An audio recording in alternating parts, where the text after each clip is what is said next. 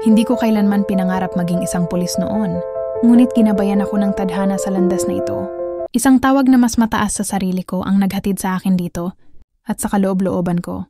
Alam kong ito ang misyon na itinakda para sa akin. Kahit may pangamba ang aking pamilya sa simula, sa huli ay tinanggap nila ang aking desisyon at sinuportahan ako. Buong puso kong niyakap ang propesyong ito. Ngunit hindi ito naging madali. Maraming gabi akong hindi nakatulog, maraming pagkakataong malayo sa pamilya, at hindi mabilang na hamon ang dumaan, panghuhusga, paninira at pagsubok sa aking pagkatao. Sa kabila ng lahat, pinili kong manatili dahil alam kong ito ang tamang gawin. Hindi ako tumigil sa pagiging isang pangkaraniwang pulis. Ang mga salita ng ating pambansang awit, ang mamatay ng dahil sayo, ang PNP hymn, ihandog ang isang buhay, at ang panata ng PSG, when it becomes necessary that I have to make the ultimate sacrifice, then let it be so, ay hindi lang basta linya sa akin. Ito ay panata na isinabuhay ko.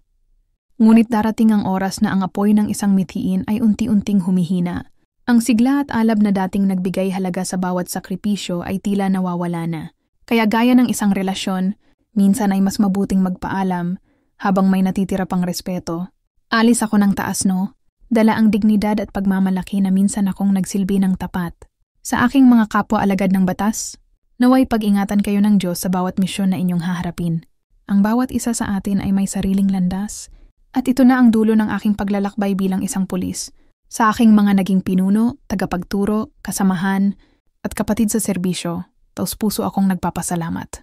Napakaraming aral at alaala ang babaunin ko habang buhay akong magiging magliyab, kaagapay, defenders, praetorians. Ito ang aking pamamaalam. Salamat at hanggang sa muli.